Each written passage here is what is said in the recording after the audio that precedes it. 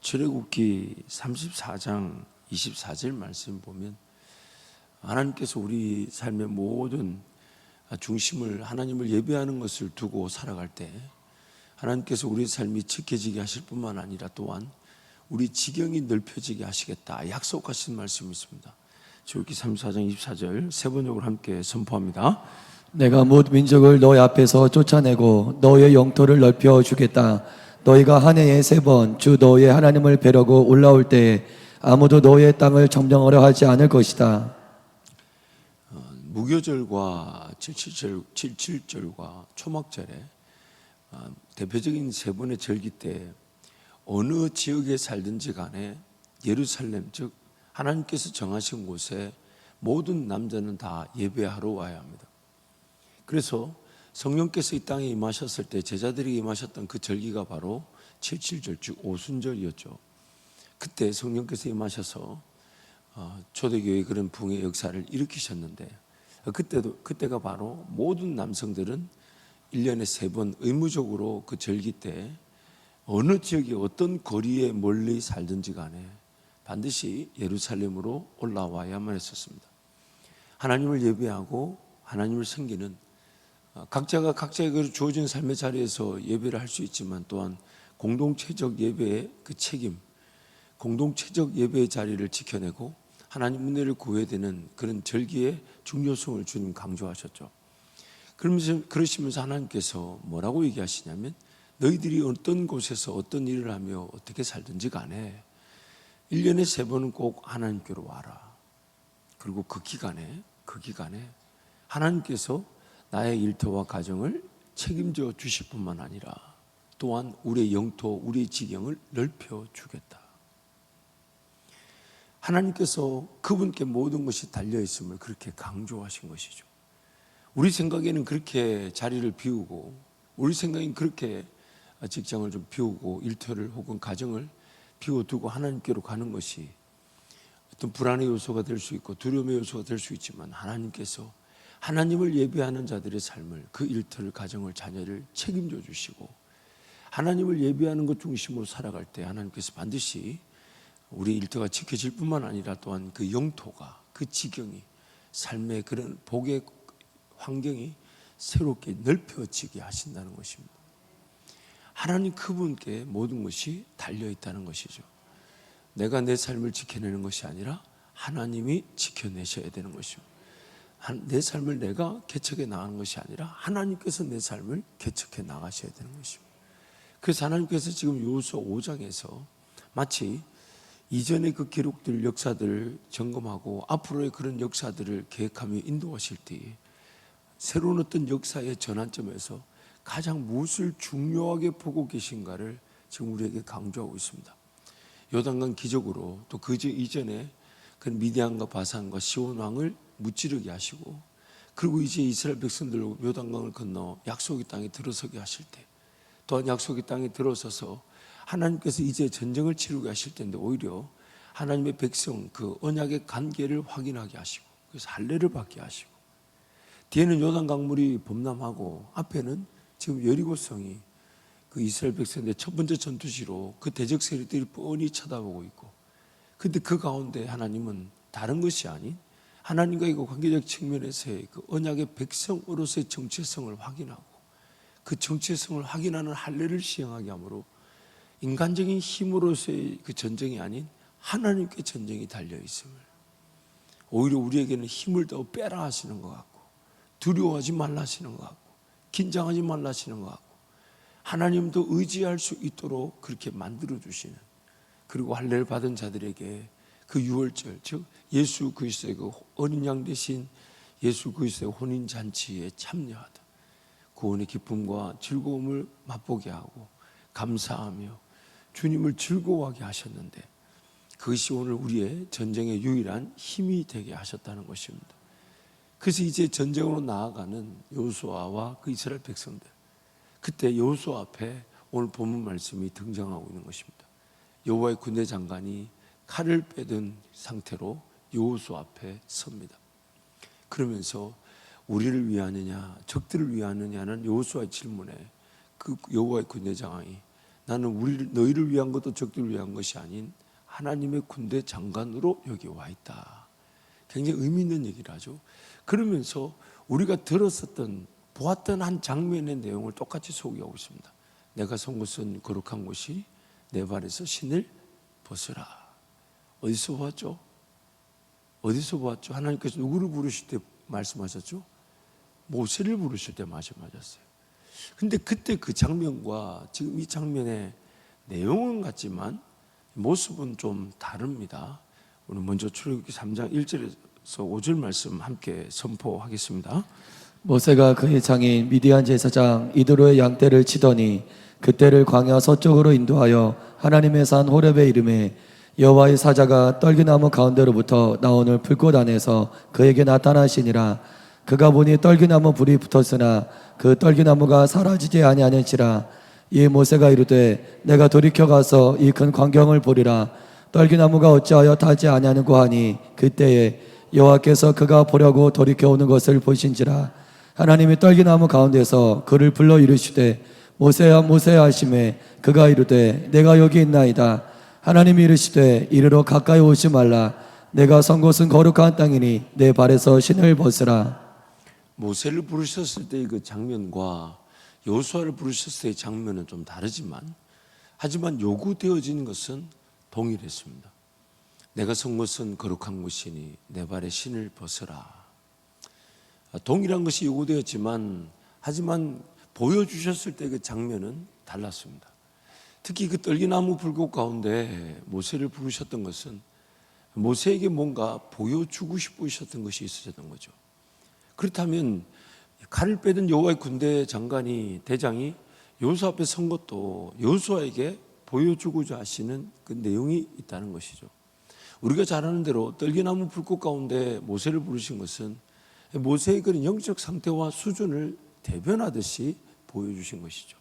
40년 전에 자기가 비록 애굽의 그 공주의 아들, 왕자로 자라났다 할지라도 이스라엘 백성이라는 것을 알았으며 또한 사도행전 7장에 보니까 하나님께서 자기의 손을 통해 이스라엘 백성들을 구원할 것이라는 사명조차도 알았다고 모세가 말합니다. 허나 그 사명이 감당되어질 때 자기 인간적인 힘과 능력으로 감당했던 모세가 기어이 애굽의 군사를 때려 죽이게 되므로 광야로 도망가게 되는 마치 실패한 것처럼 보이는 인생으로 전락되었던 것이죠. 그래서 만약 하나님께서 모세를 찾아오지 않으셨다면 그의 그 인생과 사명은 그 광야에서 그렇게 양을 치다가 끝이 나고 말았을 것입니다. 모세의 그런 시편의 고백처럼 인생의 날수가 70이요 강건하면 80이라고 80세의 모세를 부르셨다는 것은 모세는 더 이상 살 소망이나 의지나 사명에 대해서 생각하고자 하는 마음이 전혀 없었음을 뜻합니다. 근데 그런 모세를 찾아오셔서 보여주신 장면이 그 사막에 쉽게 그 떠돌아다니는 떨기나무, 가시떨기나무 같은 그 마른 가시떨기는 불만 붙어도 타닥타닥하며 금방 타버리죠. 그 떨기나무에 불이 붙은 장면을 보여준 것은 떨기나무에 불 붙은 그 모세의 모습을 보여주는 것이죠. 즉 모세가 이제 떨기나무처럼 인생이 끝났다, 내일모레 안 된다 할 때에 성령 하나님이 임하시면 떨기나무는 타지 않은 채 그 성령의 역사가 나타날 수 있다는 것을 모세에게 보여주신 것이죠. 그래서 모세를 부르실 때는 마치 그 모세의 수준에 가장 걸맞는 위로와 소망이 되게 하시면서 또 용기와 믿음을 더하실 수 있도록 모세를 부르신 거죠. 우리가 잘 아는 대로 모세는 그 장면을 보고서도 하나님의 부르심에 가려고 했나요? 안 가려고 했나요? 가려고 했나요? 안 가려고 했나요? 안 가려고 했죠. 자기가 이미 실패해봤고 이미 인생의 날수가 80이라는 그 인생의 날수에 이미 다다랐고 더 이상 소망이 없다고 여겼고 인생 이대로 끝난다라고 여겼었지만 하나님 말씀하시기를 하나님은 아직 끝나지 않으셨다는 겁니다. 이게 여러분 부르심에 우리 하나님의 부르심에 대한 우리의 최소한의 두려움입니다. 내 인생이 내가 포기한다고 포기되어지지 않다라는 거죠. 하나님 여전히 나는 일할 게 있다.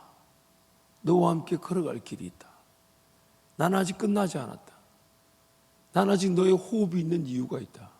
너에게 삶을 준 이유가 있다 하시면서 내 인생을 이끌어 가신다면, 나는 이만하면 족한 줄 알았고, 이 정도도 감사한 줄 알았고, 이 정도도 굉장한 하나님의 은혜인데, 하나님 말씀하시기를, 아니야, 난 아직 안 끝났어.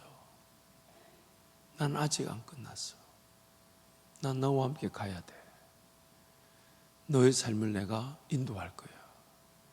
인생의 날수가 80이라도, 그래서 네 나이가 80이라도 나는 아직 포기하지 않아. 나는 갈 거야. 그 부르심이 우리를 두렵게 만드는 거죠. 물론 그 두려움이 나중에는 하나님을 기뻐하고 즐거워하는 두려움으로 바뀌게 됩니다. 그래서 모세를 부르셨을 때 그 안 간다, 못 간다, 안 한다 했던 모세가 기어이 쫓아가게 되는, 그래서 하나님의 그 부르심이, 그 장면이 그 모세의 영적 상태와 수준을 오히려 우리에게 설명해 주고 있었습니다.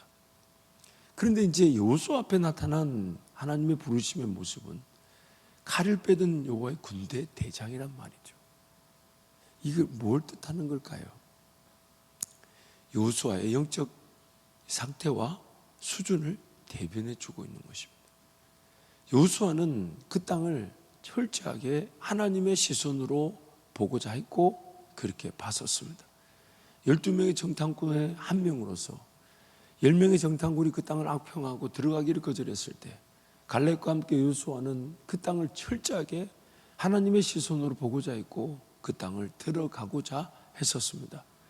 그러나 그 10명의 정탐꾼의 악평과 불순종과 거절로 공동체적 그런 불순종의 광야 40년을 보냈지만 그 여호수아는 여전히 모세의 수종으로서 끝까지 하나님의 음성을 사모하고 하나님을 기대하고, 그래서 그에게 40년은 그를 오히려 더 단단하게 만들었고 더 하나님의 땅, 약속의 땅을 더 사모하게 만들었고, 그래서 그가 얼마나 약속의 땅을 사모했으며 그가 얼마나 약속의 땅을 들어가고자 했으며 그가 얼마나 하나님께 대한 믿음을 가지고 하나님이 그를 붙들고 계셨는지, 그의 모든 일거수일투족의 그 열매를 보니까 여호수아가 어떤 자세로 어떤 믿음으로 그 약속의 땅을 향하고 있는지를 여호수아서가 보여주고 있는 거예요. 그래서 모세와 그의 백성들은 그 땅을 의심의 눈으로 바라봐 기어이 악평하여 불순종하였지만 여호수아와 그 백성들, 특히 여호수아는 그 땅을 믿음의 시선으로 바라보고 그 모든 과정 속에 하나님의 인도하심을 철저하게 누렸다는 것이죠. 같은 정탐의 사건인데도 그 열매를 보니까 여호수아의 정탐은 하나님의 철저한 인도하심 속에 이루어졌다는 것을 우리가 이미 살펴보지 않았습니까? 그래서 여호수아는 그 한 걸음 한 걸음이 어떻게든 더 순종하려고 했고 어떻게든 더 취하려고 하고 어떻게든 더 주님을 따르고자 하고 어떻게든 더 주님을 의지하고자 했기 때문에 이제 여호수아에게 보여줬던 그 장면은 실질적인 전투 상황 앞에 함께 내가 너와 함께 전쟁을 치루어 주겠다라는, 여호수아 너와 함께 걸어가는 길에 내가 모든 걸 정리해 주겠다라는 하나님의 의지가 담긴 모습인 거죠. 그래서 하나님의 군대 대장을 칼을 빼든 채로 들고 서서 그 군대 대장이 여호수아 앞에서 행하겠다는 것처럼 내가 이 군대 대장으로 너와 함께 하겠다는 그 분명한 의지를 하나님 보여주신 것이죠. 이게 바로 오늘 우리가 하나님을 만나는, 하나님을 맛볼 수 있는 하나님의 새로운 은혜의 영역인 겁니다. 은혜의 영역인 것이. 제가 예전에 종종 이 예화를 여러분께 전했던 적이 있는데, 제가 그것을 꼭 제가 잘났다고 자랑할 것이 아니라 제가 그때 그 DTS 훈련에 함께했던 지체의 그런 고백을 들으면서 저들을 위해 내가 기도해 주지만 나는 더 깊은 은혜를 사모해야 되겠구나, 그런 게 있었어요. 그때 제가 매 강의 때마다 이렇게 기도를 해주는 분들, 이제 강사들이 오셔서 기도를 해주시는데, 제가 그때 조금 우리 함께 훈련을 받았던 분들이 하나님의 위로와 평안을 맛보는 그 하나님의 만지심과 또한 기도 가운데 하나님이 주신 음성들을 들으면서 조금 제가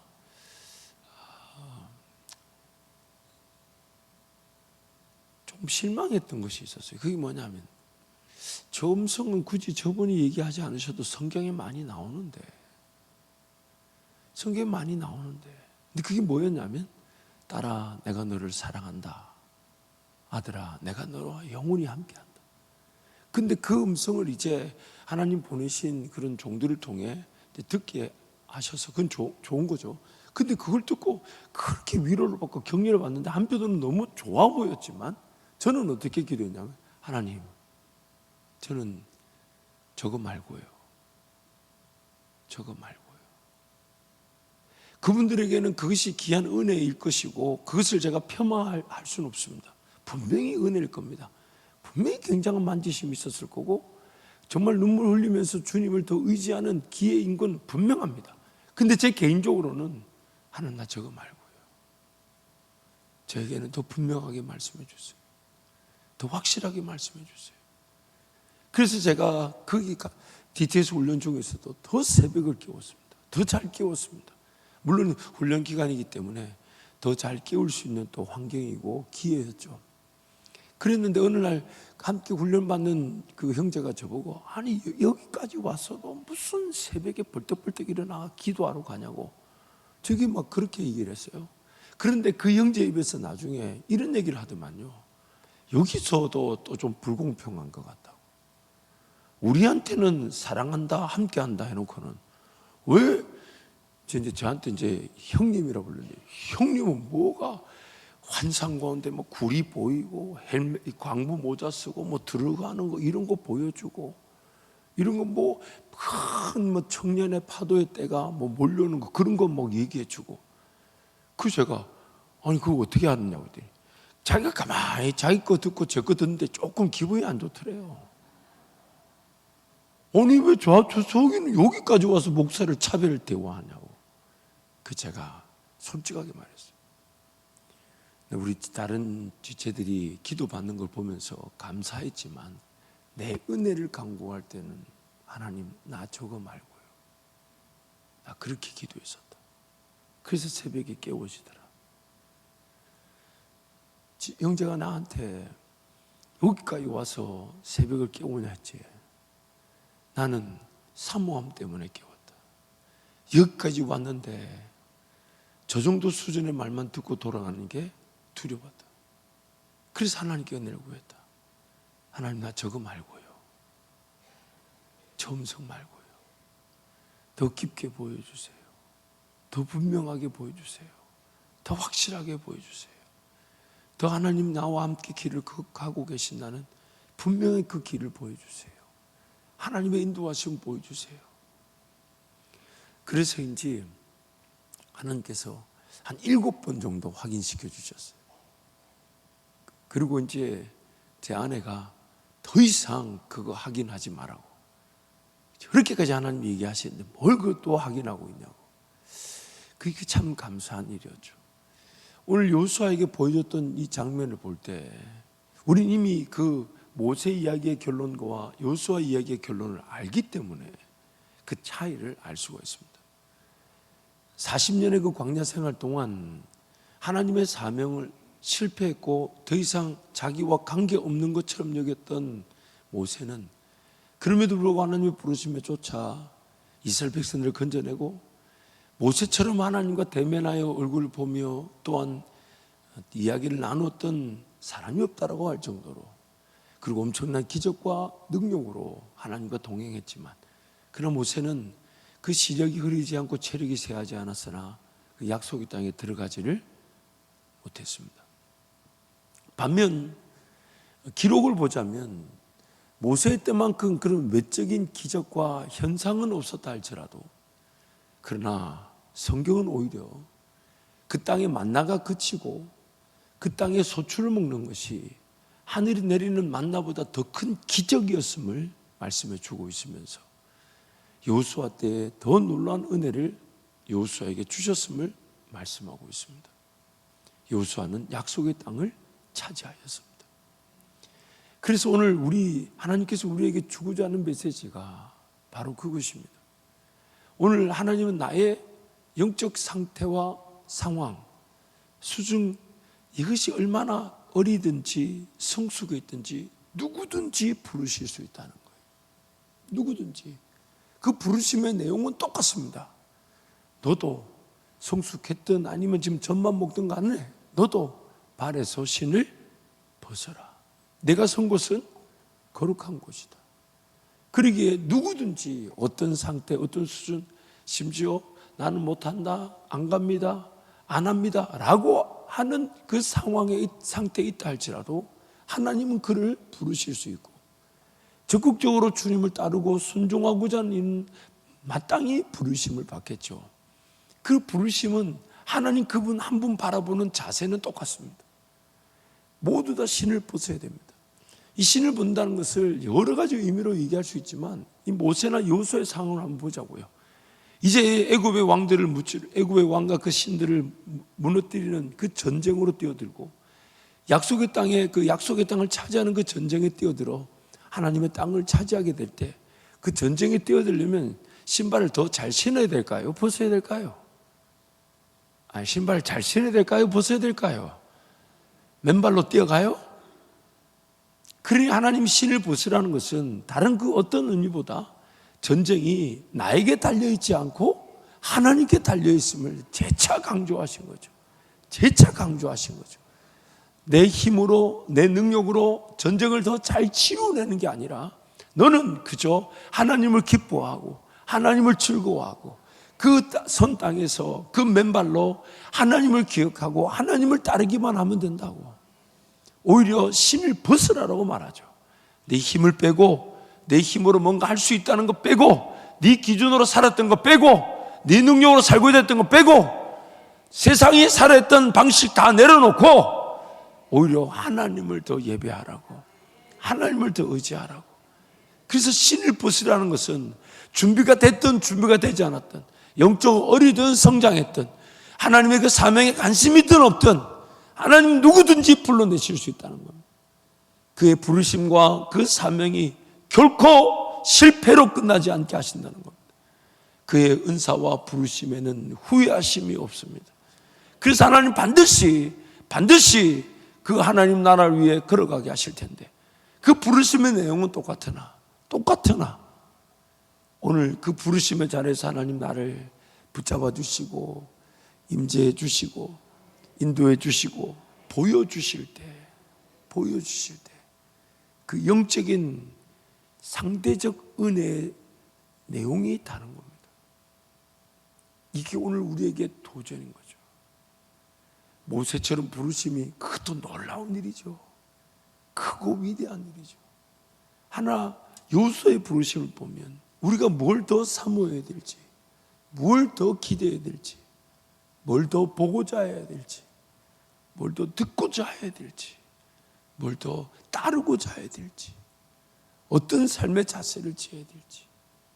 내가 안 된다 못 간다 해도 하나님 나를 부르실 수 있으니 그냥 안 된다 못 간다는 자리에 그냥 내버려져 있어야 될 것인지, 아니면 그 순간이 내 인생의 헛된 순간인 줄 알고 나를 깨우고 나를 다시금 주님께 갖다 놓고 주님도 의지하려고 하고 주님도 바라보려고 하고 주님도 신뢰하고 하고 주님 그 보여주실 일이 오늘 모세의 것과 여호수아의 것이 다르다는 걸 보면서 하나님 나에게는 더 놀라운 하나님 나라를 보게 하여 주십시오. 더 놀라운 인도하심을 보게 하여 주십시오. 더 사모할 수 있고 더 기대할 수 있고. 실질적으로 여호와의 군대 장관이 여호수아가 물었을 때 너는 우리를 위하느냐 적들을 위하느냐 라고 물으니까 군대 대장의 관심사는 적 편인지 여호수아 편인지가 중요하지 않은 거예요. 여호수아에게 이렇게 얘기하죠. 나는 하나님을 위하여 왔다. 결국 여호와의 군대 대장이 뽑은 칼은 하나님 그분 앞에 정결하며 하나님 그분 앞에 깨어 있으며 하나님 그분의 말씀만을 따르는 자들에게는 하나님의 인도하심을 보는 앞서가는 군대 장관이 되겠지만, 만약 하나님 말씀을 따르지 않고 하나님 말씀을 듣지 않고 하나님 말씀을 거절하면 그 칼은 여지없이 여호수아에게 겨누어지는 겁니다. 여호수아에게 겨누어지는 겁니다. 하나님 지금 죄로 말미암아 멸망당할 그 사람들과의 그 대화 속에, 그 사람들과의 관계 속에서 이 장면을 보여준 게 아니에요. 여호수아와 백성들, 특히 여호수아에게 지금 그 전투의 자리로 나아가는 여호수아에게 너도 만약 하나님의 말씀을 듣고 하나님 말씀을 청종하며 하나님 말씀을 따르지 않다면 여호와의 군대대장의 칼은 그 여호수아에게 겨누어지게 된다는 겁니다. 그래서 하나님 우리에게 지금 그 장면을 보여주시는 것이죠. 사랑하는 성도 여러분, 오늘 우리 인생길은 하나님 그분이 앞서 가시는 길입니다. 앞서 가시는 길입니다. 그런데 우리가 그 앞서 가심을 따르지 않고 우리 생각의 길을 걸어가려는 그 자체가 우리를 무너지게 했고 쓰러지게 했고 넘어지게 했었습니다. 그 길에서 은혜가 없었습니다. 보호하심은 있었습니다. 포기하지 않으시고 지켜주셨죠. 그런데 예배가 안 되는 날이 있었고 기도가 안 되는 날이 있었고 하나님 나라가 보이지 않는 날이 있었고 땅만 보는 날이 있었고 내 삶 어떻게 살아내나, 내 자식들 어떻게 살아내나, 하나님 그거 기도조차 하지 말라 그랬는데 거기에 내가 모든 관심사를 뒀던 적이 있습니다. 하나님 은혜가 없다 보니, 하나님 은혜의 맛을 모르다 보니, 하나님의 인도하심이 보이지 않다 보니 그저 내 눈에 보이는 삶이 전부인 줄 알았던 겁니다. 그러다 보니 약속의 땅을 차지하지 못한 채 그 광야 같은 인생살이에 우리의 신앙이 끝이 날 위기가 있다는 거죠. 그래서 매일매일 하나님은 오늘 나에게 무엇을 말씀해 주실까? 하나님은 또 어떤 분이신가? 물론 여전히 우리 죄성으로 말미암아 우리를 자꾸만 눈 가리게 하고 귀 닫게 만들고 하나님께 나오지 못하게 하고 그러면서 또 즐길 건 즐기고 누릴 건 누리고 세상의 오락, 유행, 문화 습관에 빠져있는 그런 우리 자신들을 발견할 때가 있죠. 그 가운데서 다시 나를 깨우고 나를 쳐서 복종을 시켜서라도 주님께 나를 가져다 놓으려고 하는 것은 비은혜의 자리에서 그저 허덕거리며 기적이 없는 것도 아니고 능력이 없는 것도 아닌데, 여러분 이번 2월달 치유 부흥 집회를 하면서 제가 우리 성도들을 위해서 간절히 기도하게 된 기도 제목이 있습니다. 그게 뭐냐면 하나님 그분이 고쳐주신다고 하시는데도 그것에 관심이 없다는,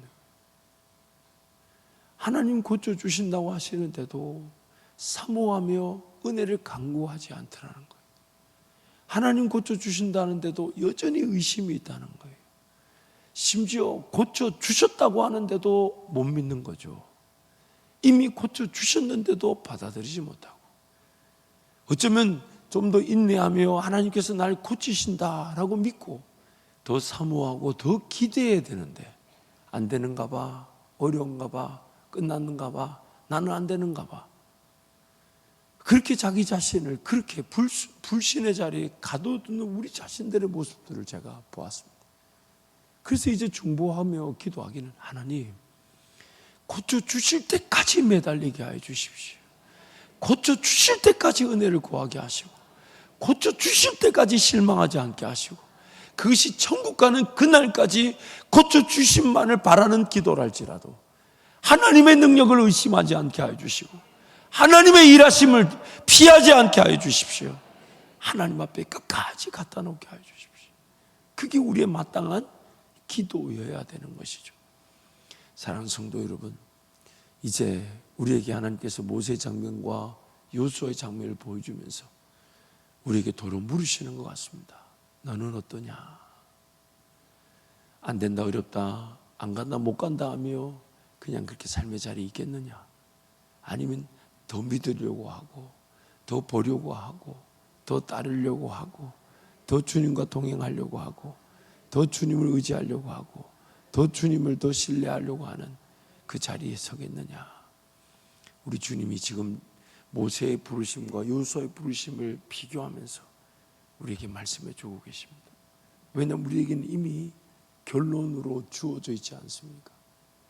모세의 부르심도 너무 귀하죠. 그러나 하나님, 저는 요수아의 부르심처럼 보고 싶습니다. 요수아의 그 인도하심처럼 따르고 싶습니다. 요수아 때의 땅을 차지한 것처럼 그렇게 삶을 걸어 주님께 내어드리고 싶습니다. 하나님, 저에게 그런 은혜를 베풀어 주옵소서.